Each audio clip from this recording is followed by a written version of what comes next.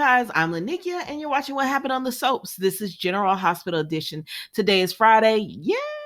August the 19th, 2022. All right, guys, let's get right into this. On a scale of 1 to 10, I'm going to give it 6.5. I hate to do it like that. But, okay, so we start with Britt and Cody. And she says, why didn't you think to tell me that our fathers knew each other? Or that my father worked for yours or whatever. And he tells her, I just learned who my father was. And then when I found out who your father was or whatever, I just wanted to know, like, should I run for the hills and everything? And I said, Britt, do not believe this. There is more to this story than Cody is letting on. And I don't understand why they keep having her go around him.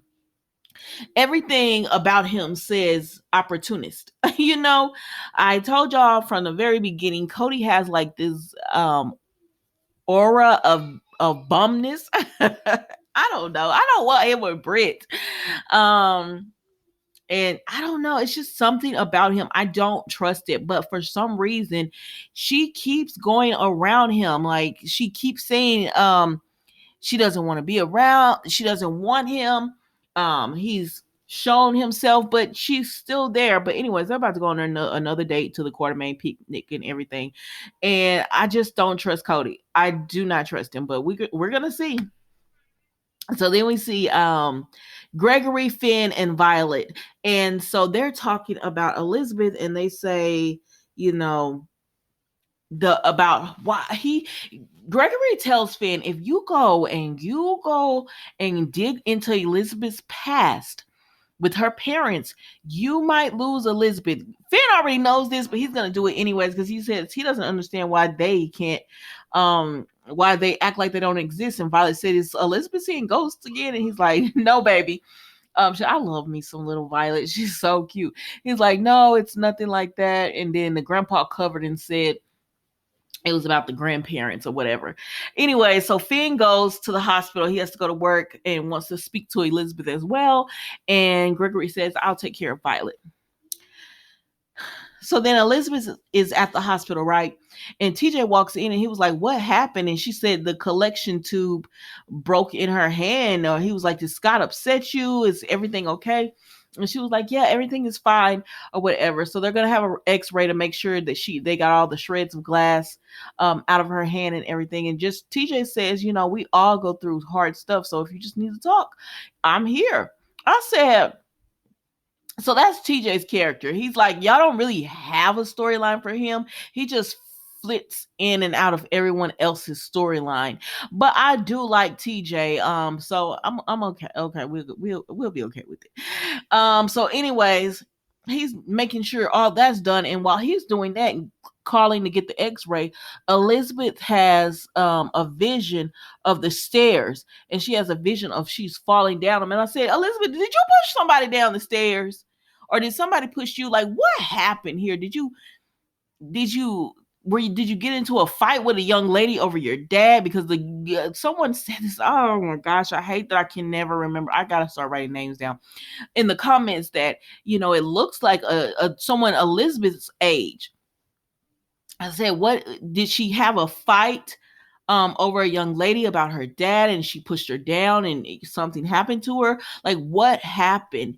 But isn't it weird how this went from Elizabeth having visions and she thinking it was Franco and everything, and Franco telling her don't be afraid to look away, I guess, from her visions. It went from that whole thing to now it's like Elizabeth's past and something's going on in her past and she's not willing. Like, it's and that is exactly how long the storyline has been going on. But I don't know. You know what? I might be more into this storyline if it would, like, because we'll have like movement like this, right? And then Elizabeth will go away for like 2 weeks. She'll go away for 2 weeks. Then when they pick it back up, be like, this is still going on. And nothing's happening, but nothing's happening because they don't show them that often. Anyways, Finn comes in and he sees Elizabeth's hand and everything. And she tells him, oh, the collection just broke in my hand. And then they finally talk. And she tells him that, what's going on with her and her family. She tells him leave it alone. She doesn't want him to know.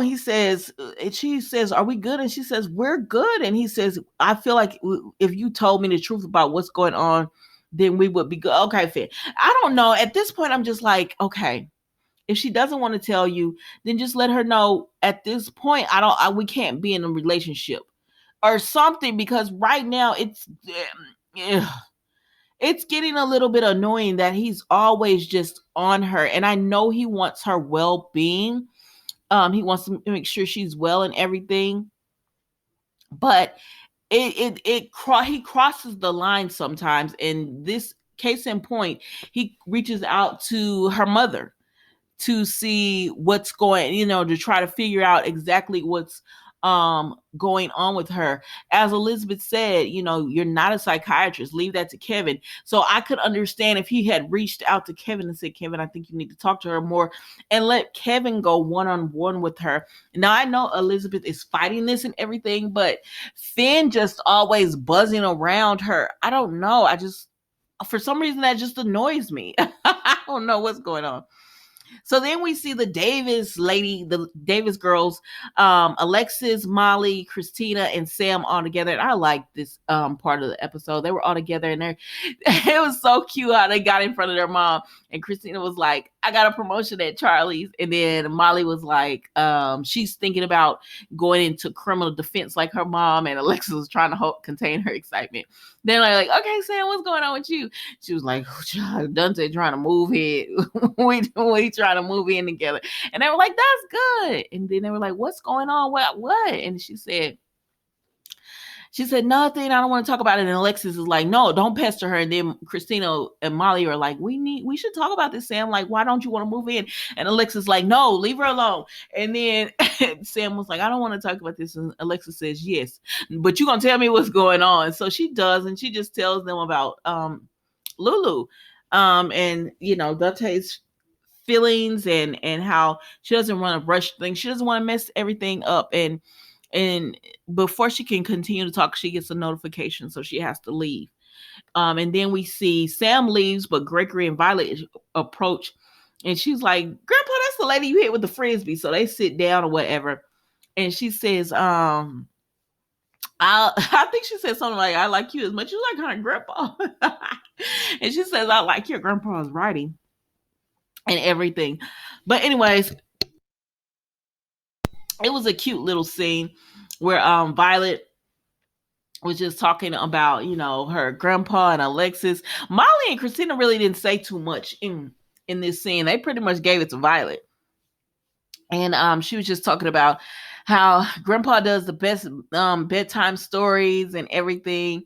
And it was, I don't know, I like Alexis with Gregory. So it's always cute. And it was cute watching Violet not even really know it, but bring up their history with each other, Gregory and Alexis, and how, because you know what, I don't mind two people not getting along. Like, I think opposites attract.